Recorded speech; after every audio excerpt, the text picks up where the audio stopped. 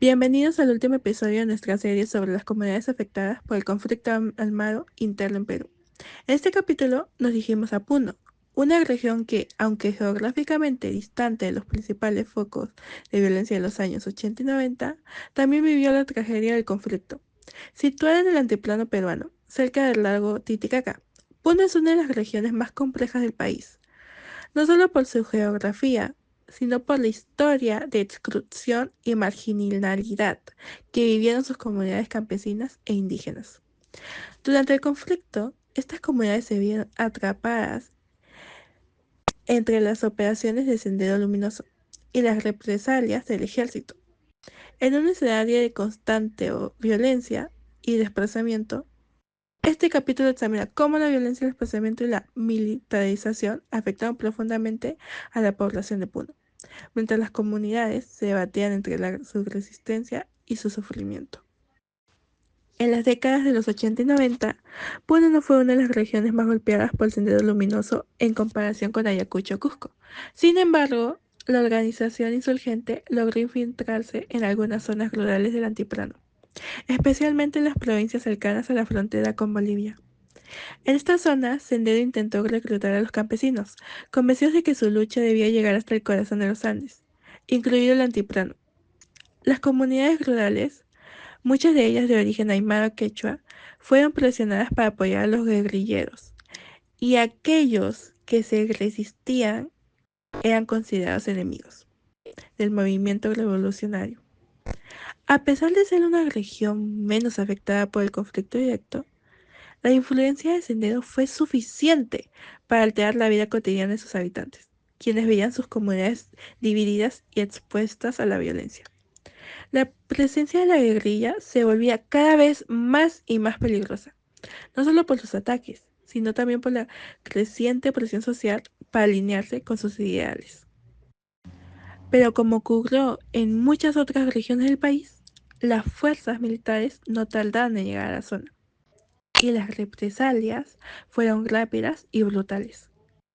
En lugar de atacar directamente a los insurgentes, el ejército comenzó a perseguir a las comunidades campesinas, bajo la suposición de que todas eran posibles colaboradoras de Sendero Luminoso. Esta persecución indiscriminada incluyó torturas, asesinatos extrajudiciales y desplazamientos forzados. Las comunidades que vivían en las cercanías de los focos de violencia fueron despojadas de sus tierras y obligadas a abandonar sus hogares, en un proceso que dejó profundas heridas en la población. A medida que los abusos se intensificaban, muchos campesinos aymaras y quechuas vieron cómo sus vidas se desmoronaban, es decir, veían su vida pasar por sus ojos. Ante los ojos del Estado, que lejos de brindarles protección, les quitaba lo único que poseían, su tierra, y los soldados, actuando bajo la premisa de que el enemigo estaba entre los pueblos, cometieron una serie de abusos que nunca fueron sancionados, lo que profundizó la desconfianza entre la población y las autoridades. El desplazamiento forzado fue una de las consecuencias más dramáticas del conflicto en Puno. Muchas familias, ante la violencia de Sendero Luminoso y las respuestas militares, se vieron obligadas a huir hacia las ciudades, principalmente la capital, Lima. Esta migración masiva, por así decirlo, generó una situación de emergencia en las zonas urbanas, que no estaban preparadas para recibir a los miles de desplazados.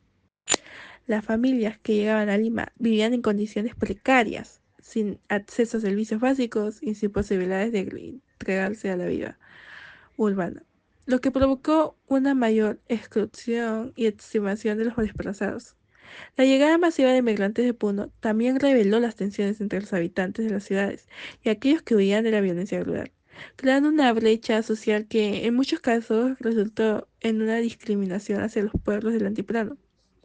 Muchos de los migrantes de Puno terminaron viviendo en los márgenes de la ciudad, sin apoyo social ni político, lo que perpetuó un ciclo de pobreza y marginación, donde las promesas de un futuro mejor se desvanecían rápidamente.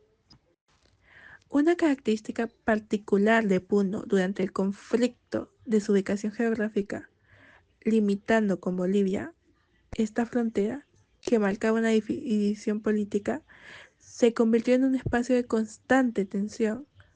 Por un lado, Sendero Luminoso intentaba operar en ambos países, con el objetivo de generar una revolución en toda la región andina. Por otro lado, las autoridades bolivianas y peruanas temían que la violencia cruzara las fronteras, lo que complicó aún más la situación.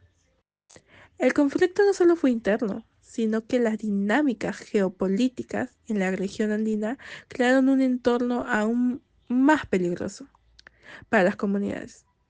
Las fuerzas de seguridad de ambos países se alinearon para impedir que el conflicto se expandiera más allá de las fronteras nacionales. Esto generó una constante militarización en las zonas fronterizas, en las que los campesinos de Puno fueron atrapados entre las operaciones de ambos países, sin recibir protección alguna. La situación en las fronteras, lejos de aliviar el sufrimiento, sumó una capa de complejidad a la violencia que ya vivían los pueblos rurales, condenados a la indefensión. Una característica particular de Puno durante el conflicto de su ubicación geográfica, limitando con Bolivia, esta frontera, que marcaba una división política, se convirtió en un espacio de constante tensión. Por un lado, tenemos a Sendero Luminoso, que intentaba operar en ambos países, con el objetivo de generar una revolución en toda la región andina. Pero por el otro lado, las autoridades bolivianas y peruanas temían que la violencia cruzara las fronteras, lo que complicó aún más la situación. El conflicto no solo fue interno, sino que las dinámicas geopolíticas en la región andina crearon un entorno aún más peligroso de lo que se esperaba para las comunidades. Las fuerzas de seguridad de ambos países se alinearon para impedir que el conflicto se expandiera más allá de las fronteras nacionales.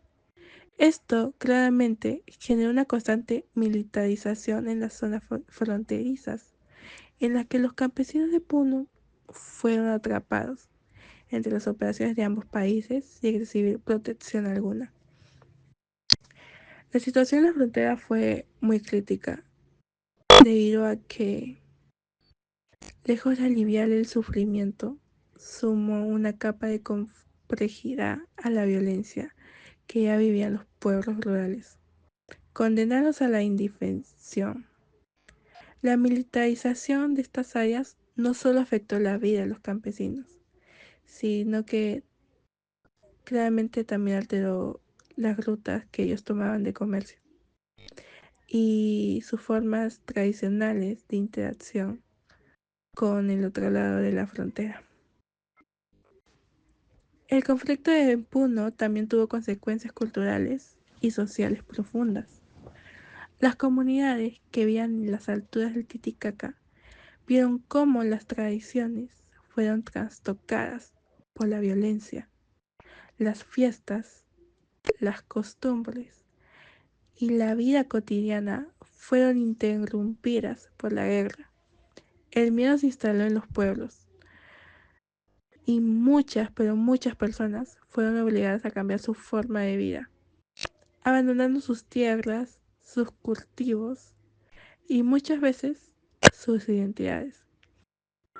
La desconfianza se instauró en las relaciones comunitarias y las víctimas, porque habían demasiadas víctimas de la violencia política, fueron olvidadas por muchos años. Durante ese tiempo, muchas familias perdieron la noción de la identidad que les daba su conexión con la tierra, la lengua y las tradiciones, todo mientras la violencia continuaba sin tregua. Para muchos, la desaparición de familiares o destrucción de sus hogares significó también la desaparición de una parte importante de su historia y cultura. Los pueblos que una vez fueron prósperos y llenos de vida se convirtieron en ecos vacíos, de lo que una vez fueron. A pesar de la adversidad, las comunidades de Puno siguieron luchando por preservar su cultura y sus costumbres. Pero lamentablemente la herida dejó una marca indeleble en la memoria colectiva. Y la reconstrucción de su identidad ha sido un proceso largo y doloroso. A pesar de estos desafíos, la resistencia cultural de las comunidades ha perdurado, destacándose en la perdón, preservación de su lengua, música y tradiciones orales. A pesar de todo lo que vivieron, todo lo que llegaron a pasar, el sufrimiento, la región de Puno, como muchas otras zonas que pasaron lo mismo en el país, ha luchado por encontrar justicia. Las víctimas de las violaciones de derechos humanos y de las desapariciones forzadas siguen claramente esperando una respuesta a estos casos. En muchas ocasiones, las organizaciones de derechos humanos han tenido que luchar por visibilizar estas violaciones y por que se haga justicia. El Estado, a lo largo de los años, ha sido acusado de no cumplir con su deber, de reparar a las víctimas y de garantizar que los responsables de los crímenes sean llevados ante la justicia. La falta de justicia ha sido uno de los mayores obstáculos para sanar las heridas de las comunidades afectadas. Y la impunidad se ha convertido en una carga que impide la verdadera reconciliación. Sin una reparación adecuada, las víctimas siguen luchando por el reconocimiento de su sufrimiento y por el cierre de una etapa de dolor que aún persiste y persistirá hasta que se logre hacer justicia claramente. Este vacío de justicia no solo afecta a las víctimas directas, sino también a todos nosotros.